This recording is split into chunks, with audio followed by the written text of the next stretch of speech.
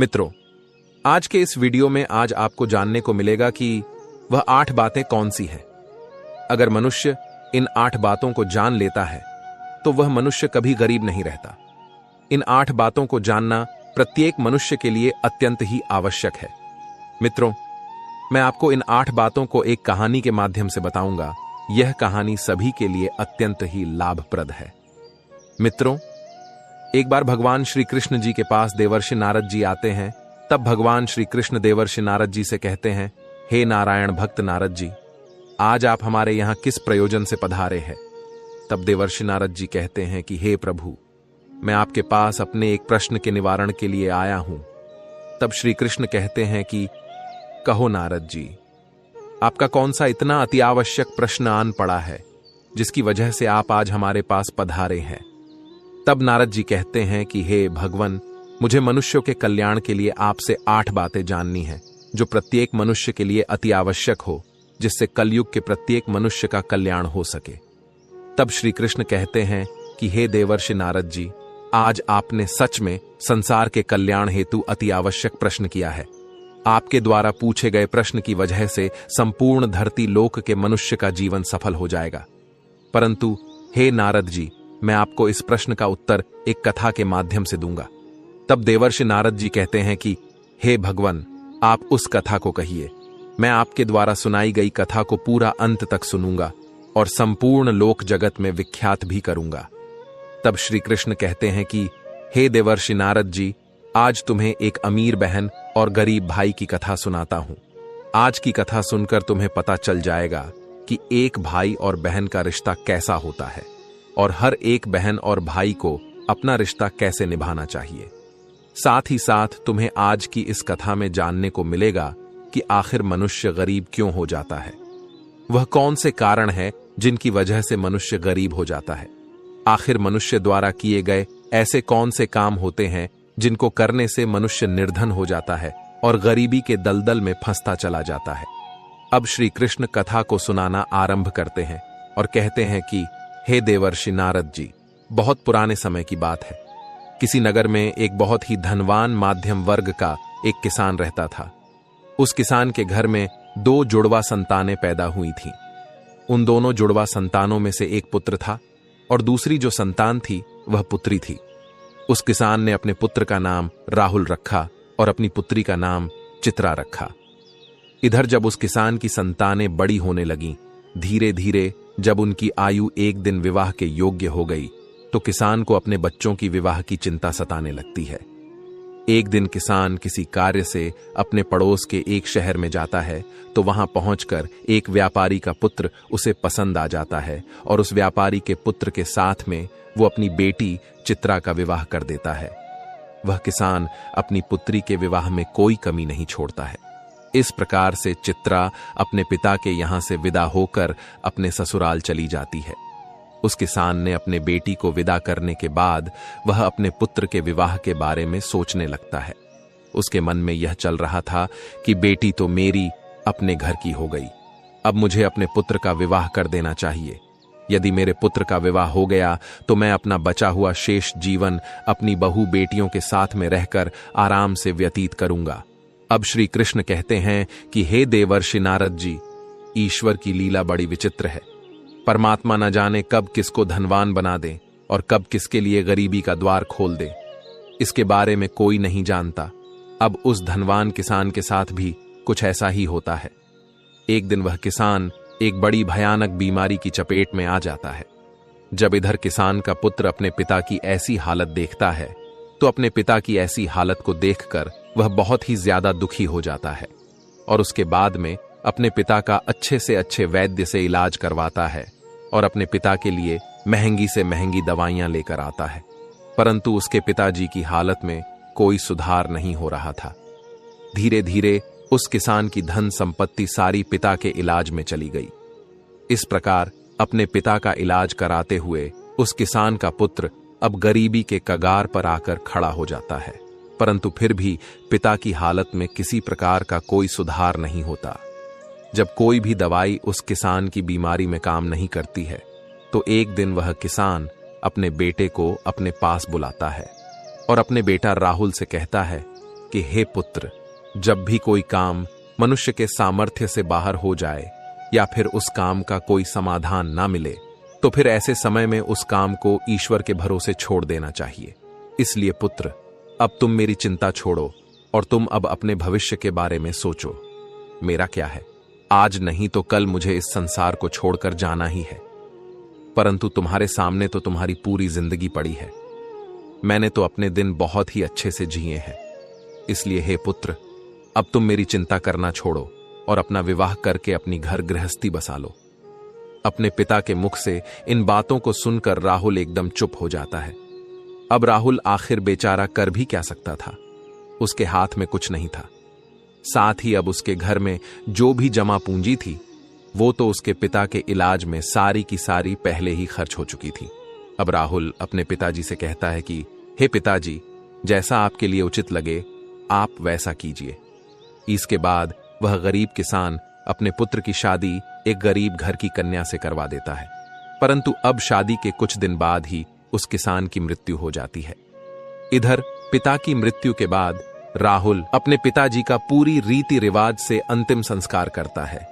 राहुल के पास जो कुछ था, खेत खलिहान सब कुछ पिता की बीमारी के इलाज में पहले ही जा चुका था, और अब राहुल के पास जो कुछ भी जमा पूंजी बची हुई थी वह पिता के अंतिम संस्कार करने के बाद प्रीति भोज में समाप्त हो जाती है। इस प्रकार से राहुल अब और भी ज्यादा गरीब हो जाता है। मित्रों, जब राहुल एक दिन बिल्कुल ही कंगाल हो जाता है तो वह गांव के बाहर जाकर अपनी पत्नी के साथ एक झोपड़ी को बनाकर रहने लगता है। राहुल पहले से ही मेहनती तो था ही, अब वह दूसरों के खेतों में मेहनत मजदूरी करके अपना और अपनी पत्नी का पेट पालने लगता है। और राहुल की बहन चित्रा, जिसका विवाह एक धनी व्यापारी के घर में हुआ था, उसे जब अपने भाई की स्थिति के बारे में पता चलता है तो वह धनवान बहन अपने गरीब भाई से घृणा करने लग जाती है। मित्रों, अब श्री कृष्ण कहते हैं कि हे देवर्षि नारद जी, कलयुग का प्रत्येक मनुष्य धन का लोभी होता है। जैसे वो राहुल की बहन राहुल के पास धन ना देखकर अपने ही सगे भाई से घृणा करने लगी। वह मन में सोचने लगी कि मेरा भाई अब तो बिल्कुल ही कंगाल हो चुका है, उसका घर जमीन सब बिक गया है और अब उसके पास में एक फूटी कौड़ी भी नहीं बची है। यदि वह ऐसी हालत में वह मेरे ससुराल आता है तो उसे देख देख कर मेरी देवरानियां और जेठानियां मेरा बड़ा ही अपमान करेंगी और मेरा मजाक बनाएंगी कि तेरे मायके वाले तो बिल्कुल ही कंगाल है। अब ऐसे तो मेरे ससुराल में मेरी बहुत ही ज्यादा बदनामी हो जाएगी। इस कारण से वह चित्रा अपने सगे भाई से रिश्ता तोड़ देती है। वह बहन अपने भाई के लिए इतनी निर्दयी हो जाती है कि ना तो चित्रा अपने भाई को अपने ससुराल बुलाती है और ना ही कभी अपने भाई के घर जाती है। अब चित्रा के भाई राहुल को धीरे धीरे अच्छी तरह से पता हो जाता है कि अब मेरी प्यारी सी मुस्कान वाली जो बहन हुआ करती थी, वही बहन आज मुझसे नफरत क्यों कर रही है। इसलिए राहुल भी अपनी बहन के ससुराल कभी नहीं जाता है। इस प्रकार से चित्रा तो बड़े ऐसो आराम के साथ में अपनी ससुराल में अपनी जिंदगी गुजार रही थी, परंतु राहुल मेहनत मजदूरी करने के बाद भी अपनी पत्नी के साथ झोपड़ी में रहकर किसी तरह से अपने जीवन के दिनों को काट रहा था। अब श्री कृष्ण कहते हैं, हे देवर्षि नारद जी, ऐसे ही करते करते कुछ साल गुजर जाते हैं। अब चित्रा की भी संतानें बड़ी हो चुकी थीं। कुछ साल गुजरने के बाद एक दिन राहुल की बहन चित्रा के लड़के का विवाह तय हो जाता है, लेकिन राहुल की बहन चित्रा अपने भाई को निमंत्रण का आमंत्रण नहीं भेजती। जब राहुल को इस बात का पता चलता है कि उसके भांजे की शादी होने वाली है, तो इस बात को सुनकर राहुल प्रसन्न हो जाता है और अपनी पत्नी के पास जाकर इस बात की खबर देता है। राहुल की पत्नी का नाम दिव्यानी था। जब राहुल अपनी पत्नी दिव्यानी को यह बातें बताता है कि मेरी बहन के बेटे की शादी है और हम सभी को बहन के घर जाना है, अब राहुल की पत्नी को इस बात की जानकारी होती है कि ननद के बेटे की शादी है, तो वह इस बात को सुनकर अत्यंत ही खुश हो जाती है। अब वह सोचने लगती है, चलो इसी बहाने से सही, कम से कम मैं अपनी ननंद से जाकर के मिल तो आऊंगी और उसके घर को देख आऊंगी। दिव्यानी खुश होकर अपने पति से कहती है, हे पतिदेव, मैं आपके साथ में जरूर चलूंगी, लेकिन पहले मुझे यह बताओ, क्या हमारी प्यारी ननद ने हमारे लिए निमंत्रण के लिए आमंत्रण पत्र भेजा है या नहीं। अपने पत्नी के मुख से इन बातों को सुनकर अब राहुल बिल्कुल ही चुप हो जाता है। अब राहुल अपनी पत्नी दिव्यानी से कहता है कि हे प्रिय, न्योता तो नहीं आया है, पर मुझे यह दूसरों के द्वारा खबर मिली है कि हमारे भांजे की शादी है। परंतु इससे क्या फर्क पड़ता है कि न्योता आया है कि नहीं, आखिर वह भी तो हमारी बहन का ही बेटा है। तब दिव्यानी अपने पति राहुल से कहती है, हे प्रिय, देखो, बात तो आपकी सही है कि आपके भांजे की शादी है, लेकिन बिना निमंत्रण के ननद के घर जाना उचित नहीं है और आपको भी वहां नहीं जाना चाहिए। राहुल अब अपनी पत्नी दिव्यानी को समझाता है कि हे प्रिय, चित्रा के ससुराल वाले बड़े ही धनवान आदमी हैं, उन्हें हमारी याद नहीं रही होगी, या फिर हो सकता है कि उन्होंने हमारे यहां पर निमंत्रण भिजवाया हो, लेकिन निमंत्रण वाला पर्चा हमारे पास तक नहीं पहुंचा हो। इसलिए हे प्रिय, तुम किसी भी प्रकार की कोई भी सोच विचार मत करो और बच्चों को निमंत्रण जाने के लिए तैयार करके मेरे साथ तुम भी बहन के घर के लिए चलो। जब दिव्यानी ने अपने पति राहुल की इन बातों को सुना, तब उसने जवाब दिया। दिव्यानी कहने लगती है, हे पिया, यदि तुम जाना चाहते हो तो तुम जा सकते हो, लेकिन बिना निमंत्रण के मैं नहीं जाऊंगी। राहुल ने जब अपनी पत्नी के मुख से ऐसी बातें सुनी तो रोहित कहता है, ठीक है, यदि तुम्हारी यही इच्छा है तो तुम बच्चों के साथ घर पर ही रहो। मैं अकेला चित्रा के ससुराल के लिए चला जाता हूं। यदि मैं अपनी बहन के ससुराल नहीं गया तो मेरी बहन की देवरानियां और जेठानियां मेरी बहन को ताना मारेगी और कहेंगी कि खर्चा ना हो जाए, इसलिए तेरा भाई नहीं आया। अब इतना कहकर के राहुल घर के अंदर से बाहर चला जाता है। अब श्री कृष्ण कहते हैं, हे देवर्षि नारद जी, अब राहुल जो था वह बहुत ही ज्यादा गरीब हो चुका था। राहुल के पास चावल और वस्त्र खरीदने के लिए पैसे नहीं थे। अब राहुल अपनी बहन के घर जाने के लिए वह अपने मित्र से थोड़े से पैसे उधार लेता है। अब राहुल ने उधार लिए हुए पैसों से अपनी बहन चित्रा और अपने बहनोई के लिए सुंदर सुंदर वस्त्र खरीदता है और उन कपड़ों को लेकर के अपनी बहन के ससुराल के लिए चल देता है। पैदल चलते चलते राहुल को सुबह से शाम हो जाती है। तब वह अपनी बहन के दरवाजे पर पहुंचता है और दरवाजे के एक तरफ जाकर के खड़ा हो जाता है। राहुल बेचारा दरवाजे पर खड़े होकर अपनी बहन चित्रा के आने का इंतजार कर रहा था। तभी चित्रा की जेठानी की नजर राहुल पर पड़ जाती है और वो राहुल को पहचान लेती है। राहुल को देखने के बाद चित्रा की जेठानी जाकर चित्रा से बताती है कि हे चित्रा, आज तेरा भाई तेरे घर आया है, जाके देख, तेरा भाई तेरे दरवाजे पर खड़ा है। जब चित्रा ने अपनी जेठानी के मुख से ऐसी बातों को सुनती है तो वह अपनी जेठानी से पूछने लगती है कि हे बहन, यदि तुमने मेरे भाई को द्वार पर खड़ा देखा है तो मुझे यह बताओ, मेरा भाई मेरे ससुराल में किस हालत में आया है और मेरे भाई ने आखिर कैसे कपड़े पहने हैं। अब चित्रा की जेठानी कहती है कि तुम्हारा भाई फटे पुराने वस्त्र पहनकर तुम्हारे द्वार पर खड़ा है, वो तुम्हारे आने का इंतजार कर रहा है। यह सुनकर चित्रा गुस्से से भर जाती है और सभी से नजरों को बचाते हुए अपने भाई के पास पहुंचती है। राहुल जब अपनी बहन चित्रा को अपने पास आते हुए देखता है तो खुशी के मारे उसका चेहरा खिल उठता है। अपनी बहन को देखकर के राहुल की आंखों में आंसू आ जाते हैं। उसके बाद चित्रा अपने भाई को अपने साथ में लेकर सबकी नजरों से बचाते हुए अपने घर के अंदर सबसे अंदर ले जाती है और पूछने लगती है कि हे भाई, तुम्हारे पास आखिर किसने निमंत्रण भेजा था जो तुम यहां चले आए। तब राहुल कहता है, बहना, तुमने तो अपने भाई को बिल्कुल भुला ही दिया है, परंतु मुझे किसी से पता चला कि मेरे भांजे की शादी है, इसीलिए मैं तुम्हारे लिए और तुम्हारे बेटे के लिए नए कपड़े लेकर आया हूं। अपने भाई के मुख से इन बातों को सुनकर के चित्रा कहने लगती है, हे भाई, तुम्हें इस तरीके से बेशर्मों की तरह मेरे घर नहीं आना चाहिए था। तुम इस तरीके से फटे पुराने कपड़े पहनकर मेरे घर तक चले आए, यह मेरे लिए बड़े लाज की बात है। कम से कम अपनी नहीं तो मेरी इज्जत, मेरे मान सम्मान का ख्याल तो किया होता। आखिर तुम्हारी तो कोई इज्जत नहीं, कम से कम तुमने हमारी इज्जत के बारे में तो सोचा होता। चित्रा के मुंह से ऐसे कटु शब्द सुनकर वो मजबूर भाई का कलेजा छलनी हो जाता है। अब श्री कृष्ण कहते हैं, हे देवर्षि नारद जी। तब राहुल अपनी बहन के पैरों में गिरकर माफी मांगने लगता है। राहुल कहता है, हे बहन, मुझे क्षमा कर दो। मुझे नहीं पता था कि मेरी वजह से यहां तुम्हारी बदनामी होगी। मैं तो हमेशा से यही चाहता हूं कि तुम्हारी बदनामी ना हो, तुम्हारी देवरानी जेठानी तुम्हें ताना ना मारे।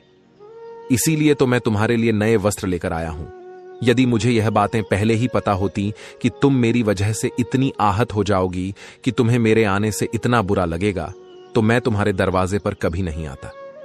मैं तो यह सोचकर आया था कि मेरे भांजे की शादी है।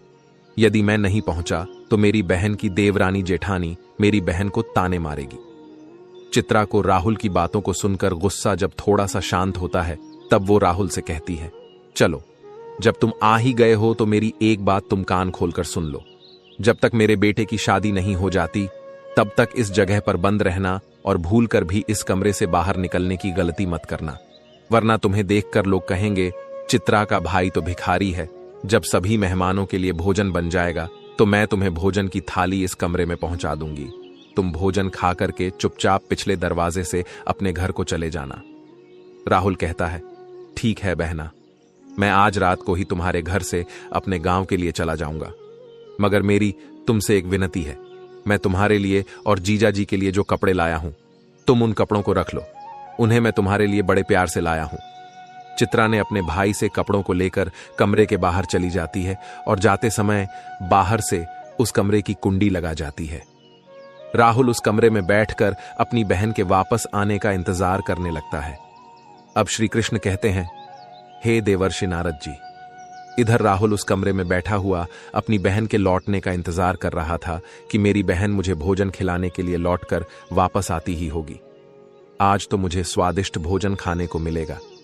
परंतु राहुल को क्या पता था कि वो निर्मोही बहन अपने भाई को उस कमरे में बंद करके अपने घरेलू काम धंधे में लग चुकी है और भाई के लिए भोजन देना भूल चुकी है। राहुल की बहन चित्रा शादी के काम धंधे में इतनी ज्यादा खो जाती है कि अब उसे याद ही नहीं रहता कि मेरा भाई मेरे यहाँ कमरे में बंद है और वह मेरे लौटने का इंतजार कर रहा है। अब जैसे जैसे समय बीतने लगता है, भूख प्यास की वजह से राहुल अब छटपटाने लगता है और उसकी हालत भी खराब होने लगती है। तब राहुल अपनी बहन को आवाज लगाता है, लेकिन उसकी आवाज को कोई भी नहीं सुनता है। चित्रा का घर बहुत बड़ा था। चित्रा ने अपने भाई को सबसे किनारे वाले कमरे में बंद किया था और उधर कोई आता जाता भी नहीं था और चित्रा शादी की रस्मों में व्यस्त थी। इस तरह से राहुल को उस कमरे में पड़े पड़े 2 दिन बीत जाते हैं। अब श्री कृष्ण कहते हैं कि हे देवर्षि नारद जी, अब इधर राहुल को पत्नी और बच्चों की याद आती है। राहुल सोचता है, यदि यहां कोई नहीं आया तो मैं भूखा प्यासा इसी कमरे में मर जाऊंगा। यदि मैं मर गया तो मेरे पत्नी सहित बच्चों का क्या होगा? मेरे ना होने पर कैसे मेरी पत्नी बच्चों का पालन पोषण करेगी? यही सब कुछ सोचते सोचते और कमजोरी की वजह से राहुल बेहोश होने लगता है। तभी किसी काम की वजह से चित्रा की जेठानी कमरे के पास से गुजरती है। जब राहुल के कानों में किसी के आने की आवाज सुनाई देती है, राहुल अपनी पूरी ताकत से उस कमरे का दरवाजा पीटने लगता है। जब चित्रा की जेठानी के कानों में उस दरवाजे को पीटने की आवाज जाती है तो वो दरवाजे को खोलकर देखती है तो अंदर राहुल को देखकर वह चौंक जाती है और राहुल से पूछने लगती है, हे भाई, तुम्हें इस कमरे में किसने बंद किया है? राहुल इस बात का कोई जवाब नहीं देता है, क्योंकि वह अपनी बहन को उसकी ही जेठानी की नजरों में गिराना नहीं चाहता था। परंतु जब चित्रा की जेठानी ने दोबारा पूछा तो राहुल झूठ मूठ कह देता है कि मैं इस कमरे में आराम कर रहा था। तभी किसी ने गलती से बाहर से दरवाजे की कुंडी लगा दी और मैं इस कमरे में बंद हो गया। बहन, यदि तुम आज नहीं आती तो मेरे प्राण आज चले जाते। और इतना कहने के बाद राहुल घर के पिछले दरवाजे से चुपचाप बाहर निकलकर चला जाता है। राहुल बेचारा 3 दिन का भूखा प्यासा था। वह चुपचाप अपने घर की तरफ को चल देता है। अंत में वह चलते चलते काफी दूर निकल जाता है तो भूख प्यास के मारे उससे ठीक से रास्ते पर चला भी नहीं जा रहा था। उसे एक कदम चलते ही चक्कर आने लगता है।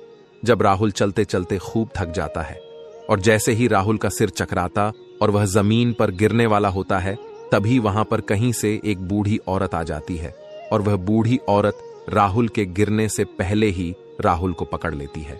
अब श्री कृष्ण कहते हैं, हे देवर्षि नारद जी, जब कुछ घंटे बाद राहुल को दोबारा होश आता है तो राहुल स्वयं को एक बूढ़ी औरत की गोद में लेटा हुआ पाता है। वह बूढ़ी औरत एक पंखा लेकर उसको हवा कर रही थी। होश आने के पश्चात राहुल खड़ा हो जाता है और खड़े होने के बाद में उस बूढ़ी औरत से कहता है, हे मां, तुम कौन हो मित्रों? अब श्री कृष्ण कहते हैं, हे देवर्षि नारद जी, जिस बूढ़ी मां की गोद में वह बेचारा राहुल लेटा हुआ था, वह बूढ़ी मां साक्षात देवी मां थी, क्योंकि राहुल की पत्नी सुशीला रोज उस देवी मां की पूजा किया करती थी और पूर्ण श्रद्धा से, भाव से देवी मां की भक्ति किया करती थी। इसीलिए जब रोहन चक्कर खाकर के गिरने वाला होता है तो उसी समय पर देवी मां प्रकट होकर रोहन को संभाल लेती है और रोहन का सिर अपनी गोद में रखकर उसे अपनी गोद में सुला लेती है। जब रोहन को होश आता है तो वह देवी माता के लिए प्रणाम करके कहता है, हे देवी मां, तुम कौन हो? अब श्री कृष्ण कहते हैं कि हे देवर्षि नारद जी। वह बूढ़ी औरत कहती है, मैं एक दुखिया हूं और इस जंगल को अपना घर समझकर इस जंगल के बीचों बीच वास करती हूं। तब राहुल उस बुढ़िया को प्रणाम करके अपने घर के लिए वहां से चलने लगता है। तभी उस समय पर बूढ़ी औरत कहती है, बेटा, तुम भला कहां से आ रहे थे और इधर कहां को जा रहे हो? तब राहुल बताता है, हे मां, मेरे भांजे की शादी थी, इसी वजह से मैं अपनी बहन के घर गया हुआ था और इधर मेरा गांव है, मैं इधर अपने गांव के लिए जा रहा हूं। तो बूढ़ी औरत राहुल से कहती है, बेटा, यदि तुम बुरा ना मानो तो मैं तुमसे एक बात पूछना चाहती हूं। तब राहुल कहता है, पूछो मां, तुम मुझसे क्या पूछना चाहती हो? बूढ़ी औरत कहती है कि बेटा, यदि तुम अपनी बहन के घर से आ रहे हो, जैसा तुमने मुझे बताया कि तुम्हारी बहन के यहां पर शादी थी, तो फिर तुम खाली हाथ कैसे अपने घर जा रहे हो? क्या तुम्हारी बहन ने तुम्हारे बच्चों और पत्नी के लिए कुछ नहीं भेजा क्या? तब उस बूढ़ी औरत के मुख से ऐसी बातों को सुनकर के राहुल की आंखों में आंसू आ जाते हैं। राहुल उस बूढ़ी औरत को सारी बात बता देता है। इस प्रकार से राहुल के मुंह से पूरी घटना को सुनने के बाद में वह बूढ़ी माता कहती है, हे पुत्र, तुम किसी भी प्रकार की चिंता मत करो, जो हुआ उसे भूल जाओ और सुनो, यहां से कुछ दूरी पर मेरा एक बगीचा है। उस बगीचे में अनेकों प्रकार के फल लगे हुए हैं। तुम उस बगीचे में चलकर के पहले कुछ फल खाकर अपना पेट भर लो, क्योंकि तुमने 2 दिन से कुछ नहीं खाया है। जब तुम्हारा पेट भर जाए तो कुछ फल तुम अपनी पत्नी और बच्चों के लिए भी तोड़कर रख लेना। जब तुम्हारी पत्नी और बच्चे जब भी तुमसे मिलेंगे तो पूछेंगे कि तुम अपनी बहन के ससुराल से क्या लेकर के आए हो, तो तुम कह देना, मेरी बहन ने तुम्हारे लिए फल भेजे हैं।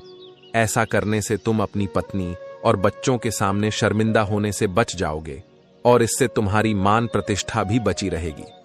राहुल इस प्रकार से जब बूढ़ी औरत की इन बातों को सुनता है तो वह उनकी बात मान करके राहुल बूढ़ी औरत के बगीचे में पहुंच जाता है।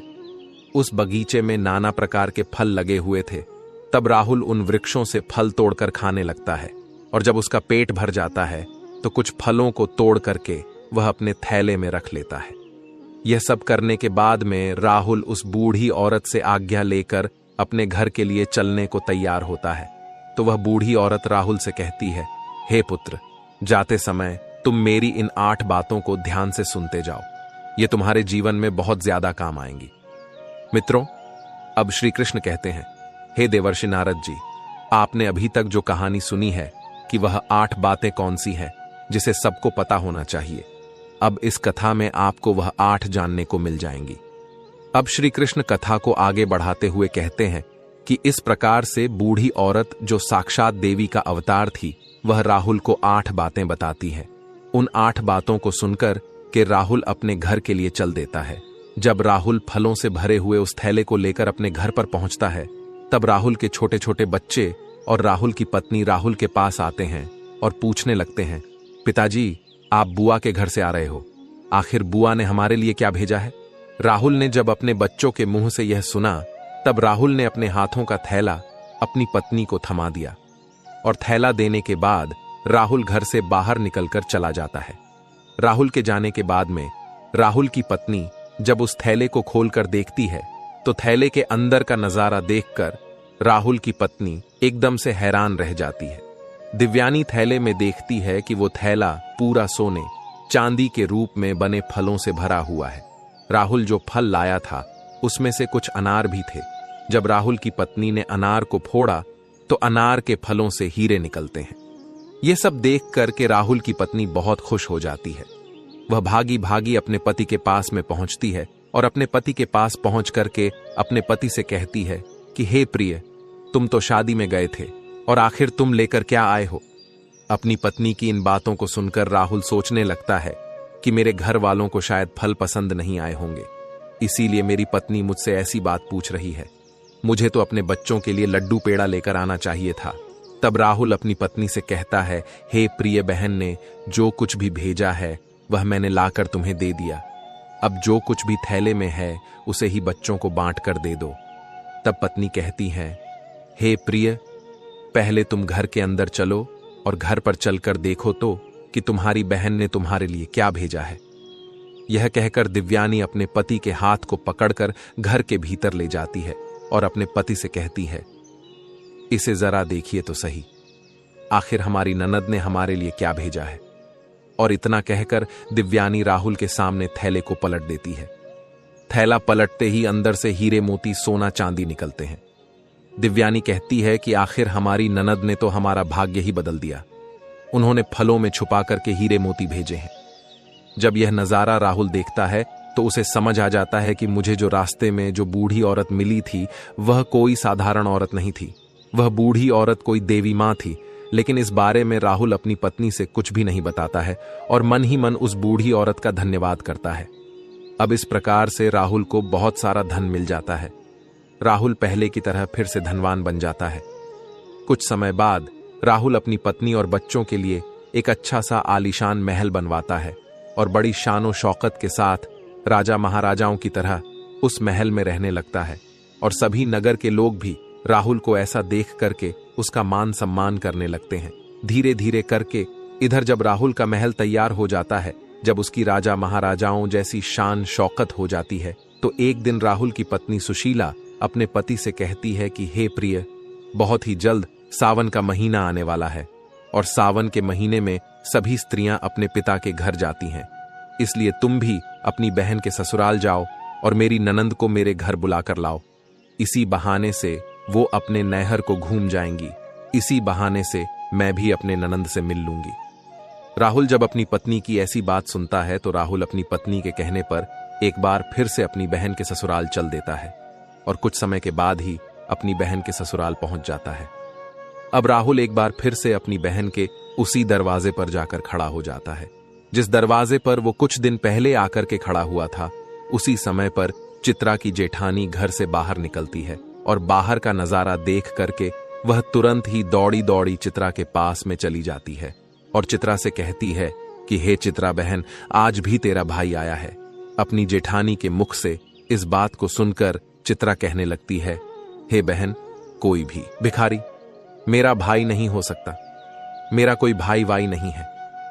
दरअसल चित्रा ऐसा इसलिए कह रही थी क्योंकि चित्रा इस बार भी अपने भाई को वही भिखारी ही समझ रही थी। लेकिन जब उसकी जेठानी बताती है कि चित्रा, तुम्हारा भाई आज भिखारियों की तरह नहीं, राजा महाराजाओं की तरह आया है। तुम्हारे भाई को देखकर ऐसा लग रहा है मानो जैसे वो किसी देश का राजा महाराजा हो। तुम्हारे भाई के आगे पीछे सैनिक हैं। तुम्हारे दरवाजे पर एक बड़ी सुंदर सजी हुई रथ गाड़ी खड़ी है। भला एक बार जाकर तो देखो। अब चित्रा ने अपनी जेठानी के मुख से इन बातों को सुनती है तो उसे अपनी जेठानी की बातों पर किसी प्रकार का कोई यकीन नहीं होता है और सच्चाई जानने के लिए अपने भाई को छुप कर देखने लगती है। जैसे ही चित्रा ने अपने भाई के उस रूप को देखा तो अपने भाई के ठाठ बाट को देख करके चित्रा एकदम चकित रह गई। वह सोचने लगती है कि कल तक तो मेरा भाई बिल्कुल ही भिखारी था। उसके पास तो पहनने के लिए वस्त्र भी नहीं थे। फिर अचानक एकदम से वह इतना अमीर कैसे बन गया। अब तो राहुल की बहन चित्रा आरती का थाल सजाकर अपने भाई की आरती उतारने लगती है। उसके बाद में चित्रा अपने भाई का बड़े ही आदर के साथ अपने घर में बुलाकर ले जाती है और अपने भाई से कहती है, हे भैया, मुझे क्षमा कर दीजिए। मेरी वजह से तुम्हें बहुत ज्यादा कष्ट और शर्मिंदगी उठानी पड़ी है। अपनी बहन के मुख से इन बातों को सुनकर कि राहुल कहने लगता है कि बहना, कोई बात नहीं, उस समय पर हमारे दिन कुछ अच्छे नहीं थे। तुम्हारी गलतियों के लिए मैंने तुम्हें पहले ही क्षमा कर दिया था। बहन, अब तुम इन बातों को छोड़ो और मेरे साथ मेरे घर चलने की तैयारी करो। बहन, मैं तुम्हें बुलाने के लिए आया हूं। अब तुम्हें मेरे साथ में मेरे घर चलना है। तुम्हारी भाभी ने तुम्हें बुलाने के लिए मुझे भेजा है। इतना सुनकर के चित्रा अब खुशी खुशी अपने भाई के घर पर चलने के लिए तैयार हो जाती है और तैयार होकर के चित्रा अपने भाई के रथ में बैठ जाती है। इस तरीके से जब राहुल की बहन अपने नहर में पहुंचती है तो अपने भाई की शानो शौकत को देखकर एकदम से दंग रह जाती है। वह देखती है कि एक भव्य आलीशान महल है और महल के अंदर अनेक प्रकार के नौकर चाकर लगे हैं और अन्न के भंडार भरे हुए हैं। कमला अपने भाई की ऐसी स्थिति को देखकर एकदम से हैरान रह जाती है और महल में पहुंचने के बाद राहुल की पत्नी भी अपनी ननद की खूब सेवा करती है। 7 दिनों तक अपनी पलकों पर बिठाकर रखती है। राहुल की पत्नी सुशीला को लगता था कि यह सब शानो शौकत हमारी ननंद की वजह से है। अपनी ननद की मदद के कारण ही हम इस मुकाम पर पहुंचे हैं, क्योंकि राहुल ने कभी अपनी पत्नी को अपने अमीर होने की बात नहीं बताई थी, क्योंकि अब राहुल वह जानता था कि यह सब चित्रा की वजह से नहीं, देवी मां के आशीर्वाद से हुआ है। राहुल की पत्नी दिव्यानी इस बात से अवगत नहीं थी। यह सोच करके दिव्यानी अपनी ननद की खूब ज्यादा सेवा करती है और अपनी ननद का खूब ख्याल रखती है। कुछ दिन बीतने के बाद जब राहुल की बहन अपने ससुराल जाने को तैयार होती है, तो राहुल की पत्नी दिव्यानी अपने पति से कहती है, हे प्रिय, कल तुम्हारी बहन अपने घर जाएगी, इसलिए तुम बाजार जाओ और बाजार जाकर अपनी बहन के लिए कोई अच्छा सा तोहफा लेकर आओ। अपनी पत्नी की इन बातों को सुनकर राहुल घर से चला जाता है और राहुल एक मोची की दुकान पर पहुंचता है और मोची से कहता है, हे मोची भाई, मुझे अपनी बहन के लिए बोलने वाली जूती बनवानी है। क्या तुम मेरी बहन के लिए बोलने वाली जूती बना सकते हो? मोची कहता है, हे सेठ, मैं बोलने वाली जूती तो बना दूंगा, लेकिन उसके बनवाने की बहुत कीमत लगेगी। तब राहुल कहता है, अब वह मोची से कहता है, भाई मैं तुम्हें मुंह मांगा पैसा दूंगा, लेकिन तुम ऐसी जूतियां बना दो कि वे जूतियां जब भी मेरी बहन पहनकर चले तो वे जूतियां बारी बारी से मैं आपको जो ये 8 बातें बताने वाला हूं, उन 8 बातें को बोले। इसके बाद मोची को राहुल वह ज्ञान की 8 बातें बताता है, जो बातें उसे उस बूढ़ी औरत ने चलते समय बताई थी। अब श्री कृष्ण कहते हैं कि हे देवर्षि नारद जी, अब राहुल मोची से कहता है कि हे मोची भाई, अब मैं तुम्हें वो ज्ञान की बातें बताता हूं। इस प्रकार से राहुल बारी बारी से वे बातें मोची को बताता है। राहुल कहता है कि पहली बात तो यह है कि कहीं मानवता की भूल होती है, अज्ञानता निर्धनता का मोल। राहुल दूसरी बात बताता है, समय भरोसे जो बैठा रहता है सदा गरीब बना रहता है। वह मनुष्य अपना काम बलदलता नहीं तो उसका कभी नसीब आलस में ही बीतता है। तीसरी बात, जो मनुष्य सदा ही परिवर्तनहीन कर्म करता वह भी सदैव निर्धन ही रहता है। चौथी बात यह है कि गरीबी से बड़ा है कोई अभिशाप नहीं है, इसलिए ज्ञान को हासिल करके अज्ञान को दूर करो। पांचवी बात, आप दोष समय को दो नहीं दो, मजबूत कर्म साधना में जुटो और अपनी गरीबी दूर करो। छठी बात इस प्रकार बताता है, कर्म कभी कोई कार्य नहीं करता है, नसीब सदैव भाग्य भरोसे नहीं बैठता है, वह मानव के द्वारा किए गए परिश्रम के भरोसे बैठता है। सातवीं बात इस तरह से बताता है, अज्ञानी पर ही सदा ही प्रेम करे। एक गरीब आदमी गरीबी को बारंबार विजय करने वाला एक विजेता होता है। ज्ञान सदैव हथियार का काम करता है। आठवीं और सबसे आखिरी बात बताते हुए राहुल कहता है कि हे मोची भाई, मेरी बहन जब 8वां कदम रखे तो जूतियां बस यही बात बोले कि पैसों के बाजार में बदल गई तहजीब, धन दौलत से जुड़ रहे रिश्ते हुए गरीब। इधर राहुल मोची से कहता है कि हे मोची भाई, ऐसी 8 बातें बोलने वाली मुझे जूतियां बना दो। जब यह 8 बातें वो जूतियां बोलेगी और जब मेरी बहन इन बातों को सुनेगी तो उसे अपनी गलती का एहसास होगा कि उसने कैसे पैसे के घमंड में आकर के अपने भाई का ऐसा अपमान किया था। उसे अपने भाई का अपमान नहीं करना चाहिए था। अब श्री कृष्ण कहते हैं, हे देवर्षि नारद जी, राहुल उस मोची से अपनी बहन के लिए हीरे मोतियों से जड़ी हुई सोने और चांदी की जूतियां बनवाता है और उन जूतियों को ले जाकर अपनी बहन के लिए उपहार स्वरूप दे देता है। सोने चांदी की जूतियों को देखकर कि चित्रा का चेहरा एकदम खिल सा जाता है। अब चित्रा अपने भाई से विदा लेकर अपने घर चली जाती है। जब चित्रा अपने ससुराल पहुंच जाती है तो चित्रा की देवरानी जेठानी पूछने लगती है, हे चित्रा, तुम अपने भाई के घर से आई हो, तुम्हारे भाई ने तुम्हें क्या उपहार दिया है? तब चित्रा अपनी देवरानी जेठानी तथा अपने सास ससुर और अपने देवर जेठ को अपने भाई के द्वारा दी हुई भेंट दिखाती है और वह कहती है, देखो, मेरे भाई ने मुझे सोने चांदी से जड़ी हुई, हीरे मोती से जड़ी हुई यह जूतियां दी है। तब चित्रा उन जूतियों को पहन करके चलकर दिखाती है। जैसे ही चित्रा उन जूतियां को पहन करके चलती है तो जूतियां बोलती हैं कि पैसों के बाजार में बदल गई तहजीब, धन दौलत से जुड़ रहे रिश्ते हुए गरीब। जब चित्रा इस बात को सुनती है तो उसका सर शर्म से नीचे झुक जाता है और अपने भाई को याद करके एकदम से रोने लगती है। जब चित्रा का ऐसे लटका हुआ मुंह उसकी देवरानी जेठानी देखती है तो वह पूछती है कि चित्रा, आखिर क्या हुआ जो तुम अचानक से रोने लगी? तो चित्रा अपनी देवरानी और जेठानी को सारी बातें बताती है कि हे बहन, मैंने पैसों के घमंड में आकर अपने भाई को कितना भला बुरा कहा था। मैंने अपने भाई के एक गिलास पानी तक नहीं पूछा था। आज देखो, मेरे भाई ने मुझे कितनी कीमती जूतियां बनवा कर दी है। अब तो मुझे अपने आप से घृणा होने लगी है। मैं तो जीना नहीं चाहती। तभी चित्रा की जेठानी उसे समझाने लगती है कि हे बहन, जो भी कुछ हुआ उसे भूल जाओ। आगे से याद रखना, कभी किसी के साथ में ऐसा बर्ताव मत करना, क्योंकि जो व्यक्ति धन दौलत का घमंड करता है उससे माता लक्ष्मी हमेशा के लिए दूर चली जाती है। इसलिए मेरी यह बातें तुम सदा याद रखना। और इस तरीके से चित्रा की जेठानी चित्रा को समझाती है, जिससे अब चित्रा भी प्रेम व्यवहार के साथ सबसे पेश आने लगी थी। अब श्री कृष्ण कहते हैं, हे देवर्षि नारद जी, अब तो तुमको वह 8 बातें पता चल ही गई होंगी।